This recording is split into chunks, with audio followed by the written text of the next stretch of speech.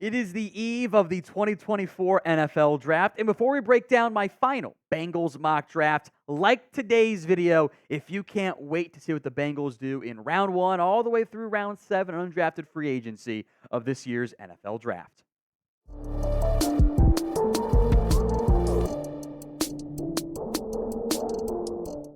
It is time for my final Bengals mock draft. We'll also discuss some trade rumors that are out there around Cincinnati and give you a brief look into some potential undrafted free agency options for Cincinnati. First, the Bengals draft picks this year are rather plentiful. They have 10 of them. And I think the fact that the Bengals have 10 picks this year might have led to a little bit of, I'd argue, more speculation that, hey, maybe they get aggressive and try to move up for a player, which I will make note would be very much against this organization's MO. Even when they made the move up for Cam Taylor-Britt, de facto GM Duke Tobin was bemoaning the fact they had to go get the other one. They don't like trading draft picks. It's not a thing that they like doing, even with a bunch of draft capital in this year's class, an extra third, an extra sixth, and an extra seventh. Now, ESPN's Dan Graziano reported this earlier this morning, talking about teams that could trade up. The Bengals at 18 are also worth watching for a potential trade up. They like Alabama offensive tackle J.C. Latham a lot and could stand to bolster the line, but they may need to move up to get someone in that tier. Otherwise, watch for Cincinnati to bolster the interior of its defensive line following the offseason departure of defensive tackle DJ Reader via free agency. We will talk about, I think, the likelihood that it's either offensive line or defensive line in round 1. Dark horse there is maybe cornerback, depending on how the board falls. But what do you think is the percent chance the Bengals trade up in round 1? Go ahead and sound off in the comments section of today's show. I think the top targets here, and I would bet that at least one of these 6 names gets to you at pick 18, although maybe it's only one or two of them, is Olu Fashanu out of Penn State, Taiyese Fuaga out of Oregon State, the aforementioned J.C. Latham out of Alabama. I think Amarius Mims probably has the best chance of those top 4 offensive tackles to get to you in round 1. Byron Murphy out of Texas. If there is that early run on tackles, probably pushes him down maybe into your range, and I don't know how many teams really need a defensive tackle that might make it more viable for him to be there. Troy Fautanu out of Washington. I don't know if this team thinks he can play right tackle. Would they take a left guard, which I think is where he'd play for the Bengals in round 1? I have my doubts. I would put various odds on Latham, Mims, and Murphy, one of those guys being the pick, but I think Mims is going to go earlier before the top 15. I think the most likely guy is Byron Murphy, and then it would be Amarius Mims. So I'll put Murphy here in round 1 as the Bengals pick, but I wouldn't be shocked if it was Mims or somebody else altogether.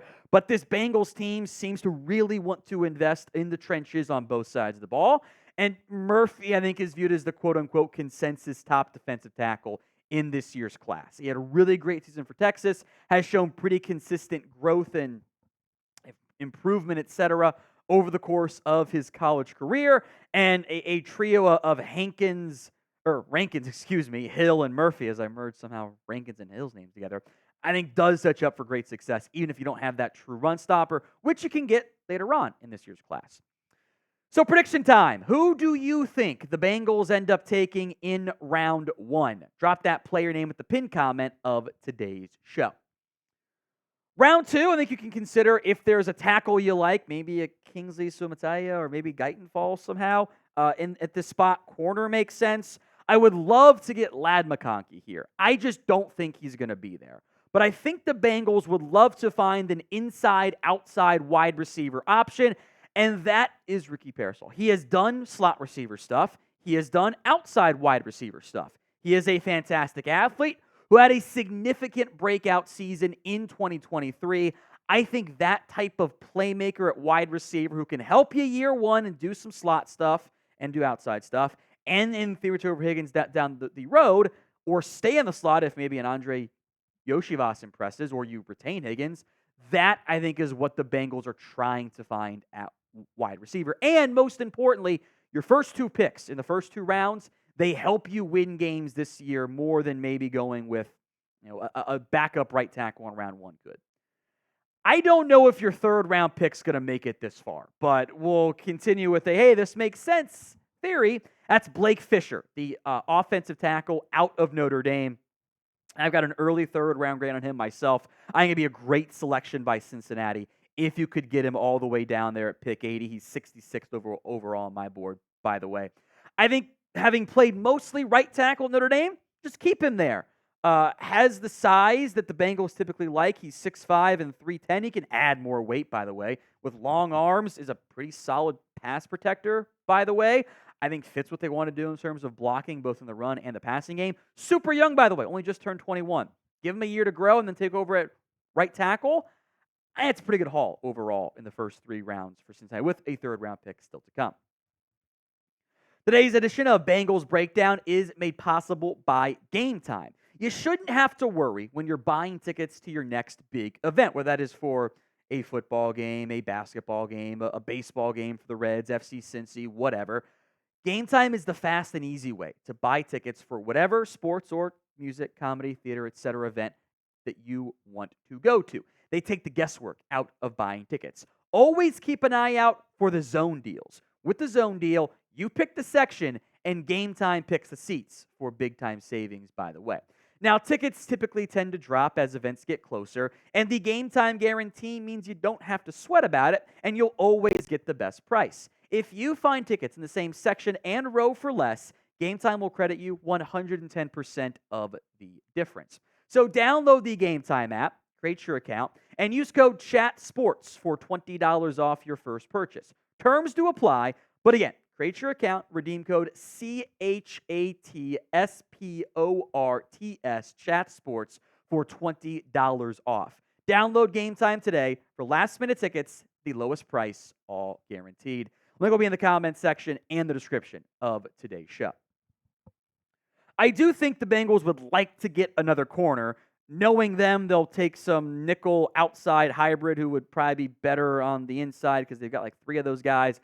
I think Renardo Green is an underrated prospect, and he is inside, at least on my own board, in my top 100. So perfect range here for him. He's actually 96th.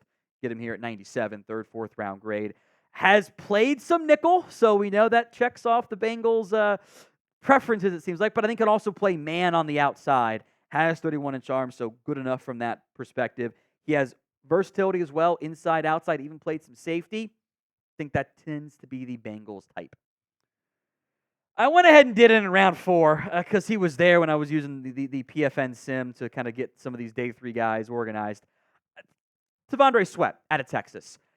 If you want to find a run-stopping defensive tackle, this is the best guy in the class. It's a matter of less do you trust the player, because the player's probably definitely worth a day 2 pick.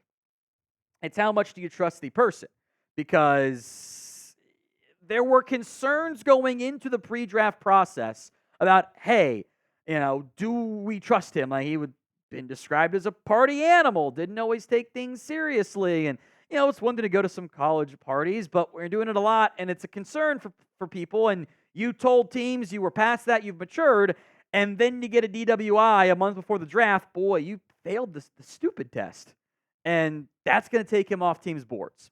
Maybe the Bengals are willing to gamble on it. So will the Bengals double dip at defensive tackle? Y for yes, N for no. Get those predictions in the comments section. I'll take a running back here. We're in day 3. These are all just guesses more than anything, and really, I think, even positional targets more than anything. I'll take a player that I want to believe in. That is Marshawn Lloyd out of USC. He's one of my favorite I can fix him prospects this year. 7.1 yards per carry. There's the explosive plays this team wants to find. That is certainly what Lloyd brings at 220 and ran a 4.46. 21% of his runs were 10-plus yards. That's awesome. He just also sometimes can't see. It's like he's blind a little bit. He also fumbles a lot. So it's kind of like Tiki Barber, where he fumbled a lot but was productive a lot.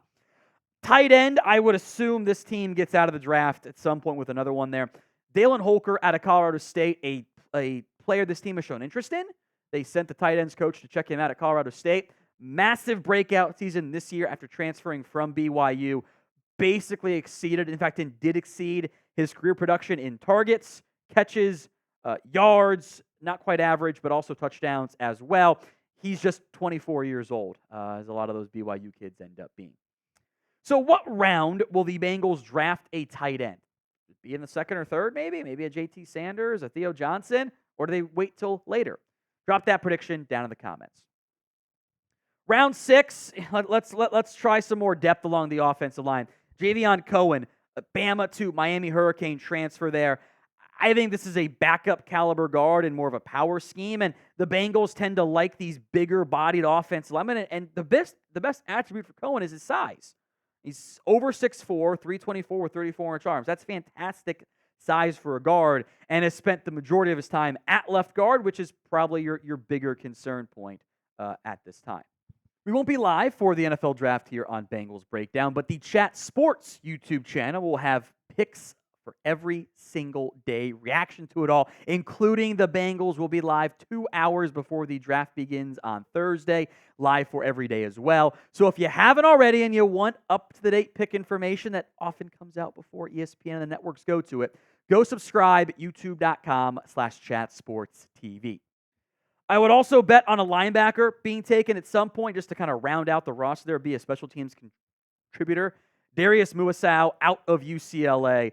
Little undersized, under 6 foot, 225, 31 and a quarter or a half inch arms, excuse me. A lot of great production. A couple hundred tackle seasons at Hawaii, a couple years just under 100 or under 80 this past year for UCLA. Has a penchant for forcing fumbles. He's forced 6. I thought he was a little bit better in coverage this year, more splash plays as well, by the way, for the Bruins, but just a little inconsistent as a tackler. A lot of special teams experience, and that does matter for these later round picks. Final round 7 selection is Nelson Caesar III out of Houston. Pass rush specialist upside. Not the biggest guy necessarily, under 6'3", about 254 pounds, but had about 12% pressure rate the past 2 seasons. I thought he was even going to be a better athlete than what he tested at. That was kind of a real red flag and why he ended up dropping to the 6th round on my board. So grade, let's say that is how it all goes out. It's not. If I can get 2 picks right, it means I did something really, really well in the end, because especially on day 3, it's all just a wow guess. Grade the Bengals mock draft, A, B, C, D, or F in the comments. As a recap here, Byron Murphy, Ricky Pearsall, Blake Fisher, Renardo Green, Tavondre Sweat, Marshawn Lloyd on day 3, Dallin Holker, Javion Cohen, Darius Muasau, and Nelson Caesar. Now we'll go above and beyond. Some names to monitor, either A as other late-round picks, or B as UDFAs, players that the Bengals have brought in or met with mostly in some capacity. Some more backup running backs, some more bigger guys, Carson Steele, Kendall Milton from UCLA and Georgia, Marcus Rosemy Jack Saint from Georgia, Joshua Cephas they've met with, Trey Knox at tight end. Giovanni Manu and Byron Matos are 2 of the more wild prospects this year. Manu played in British Columbia. We had to find a graphic for that one to show the logo. Matos briefly was a practice football player. Never actually played, was a basketball guy originally. That's just a draft and stash or sign and stash for 2 or 3 years. Justin Rogers, Evan Anderson fit the bigger body defensive tackle mold there. And then Trajan Jeffcoat could maybe be a 7th round pick as well out of Arkansas. Now, I won't be doing that much coverage here during the NFL draft for the Bengals. I'll be busy on the Chat Sports YouTube channel, our Cowboys YouTube channel, but we're still going to give you guys the coverage, the grades, the pick reaction that you need. So Stone Shields, who is the newest hire here at Chat Sports and will take over Bengals full-time as we move forward, will have plenty of the coverage for you as well. You saw Allie's video yesterday. That is to make sure we're getting as much Bengals coverage as possible. So I'm not fully going away quite yet, but you'll see plenty of Stone this weekend.